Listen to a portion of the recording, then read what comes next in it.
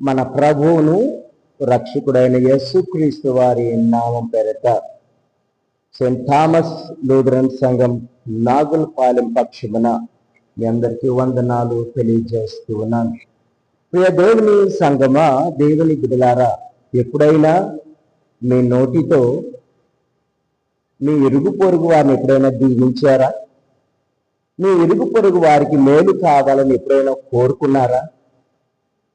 మీ ఇరుగు పొరుగు వారు ఆశీర్వదించబడుతూ ఉంటే సంతోషించారా? ఇంతవరకు చేయలేదా? చేయటం నేర్చుకోనండి. ఎందుకంటే ఉదయకాలమున మనము తెల్లవారుజామునే పడకల మీదనే ఉండి మన ఆలోచనలన్నీ కూడా చెడ్డ ఆలోచనలు, చెడ్డ తలంపులుగా ఉంటూ ఉన్నాయి. ఎందుకంటే పడకల మీదనే పండుకొని ఇటు అటు దొర్లుతూ వారు అనుకుంటూ ఉంటారట, ఈ దినములను ఎవరైనా చెడగొట్టునా, ఎవరైనా చెడిపోదనా, ఎవరి కుటుంబాలనైనా పాడు చేయదునా అని అనుకుంటూ ఉంటారట.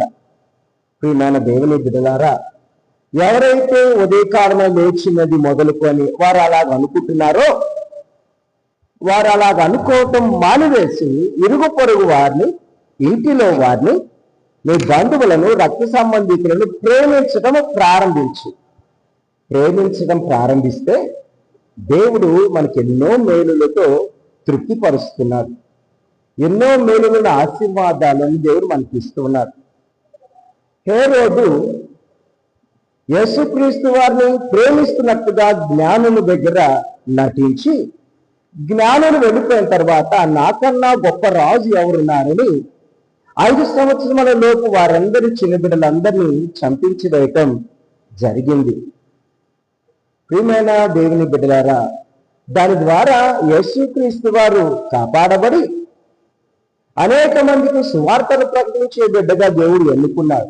ఎందుకు ఈ మాట తెలియచేస్తూ ఉన్నానంటే, రోమాపత్రిక 12వ అధ్యాయము 14వ వచనములో అన్నాడు, మిమ్మల్ని హింసించు వారిని దీవించండి, దీవించుడు కానీ శపించవద్దు.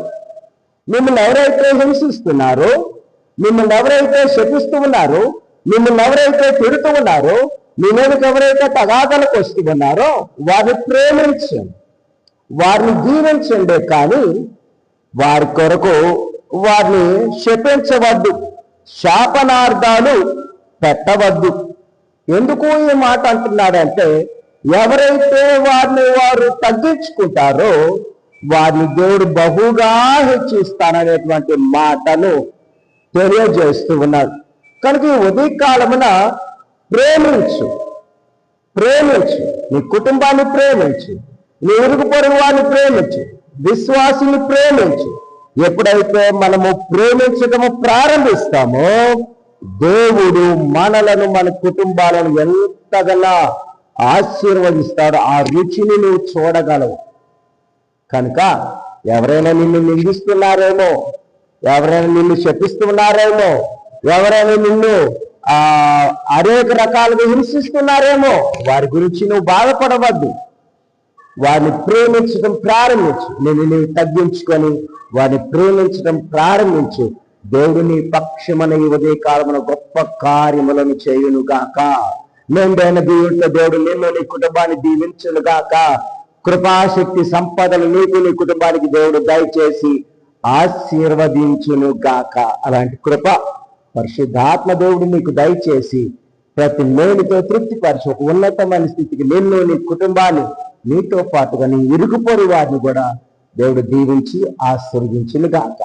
ఆమె ప్రార్థన చేసుకుందాం. దైవమైన తండ్రి, ప్రేమ కలిగిన మా గొప్ప దేవ, ఈ ఉదయ కాలమున మీరు మాతో మాట్లాడే ప్రతి మాటను బట్టి మీకు స్తోత్రాలు తండ్రి. మమ్మలను శపిస్తూ ఉన్నారు, మమ్మలను తిడుతూ ఉన్నారు, మమ్మలను అవహేళన చేస్తూ ఉన్నారు, మమ్మలను అనేక రకాలుగా హింసిస్తూ ఉన్నారు తండ్రి. మీరు చెబుతూ ఉన్నారు నాయన, వారిని మీరు దీవించవద్దు, మీరు శపించవద్దు, వారి కొరకు ప్రార్థన చేయండి. ఎవరైతే మిమ్మల్ని నిందిస్తూ ఉన్నారో వారి కొరకు ప్రార్థన చేయండి. మిమ్మల్ని మీరు తగ్గించుకోనండి, నేను మిమ్మల్ని హెచ్చిస్తాను, నేను మీకు కావలసినటువంటి అవసరతను తీరుస్తాను. మీ వాక్యం ద్వారా మాతో మాట్లాడినందుకు మీకు స్తోత్రాలు చెల్లిస్తూ ఈ దినమంతా నాయన మా ప్రయాణాలలో, మా పనులలో, మా ఉద్యోగాలలో, మా బిడ్డల పక్షమని మీరు నిలబడి గొప్ప కార్యములను జరిగించి మమ్మలను బలపరచుమని, దాని ద్వారా మీరు మహిమ, ఘనత, ప్రభావాలు పొందమని ఈ మా మనవులను మా ప్రభువైన యేసుక్రీస్తు ద్వారా ప్రార్థించి వేడుకుంటున్నాము తండ్రి.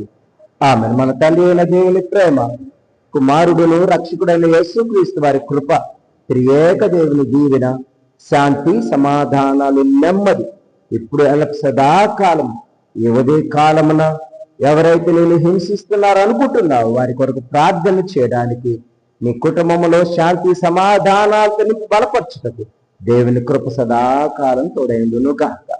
ఆమేన్. ప్రియ దేవుని బిడ్డలారా, మీ ప్రార్థన అవసరతలు, మీ కుటుంబంలో ఎన్నో సమస్యలు, మీ కుటుంబంలో ఆర్థికపరమైన ఇబ్బందులు, శోధనలు ఉన్నాయి.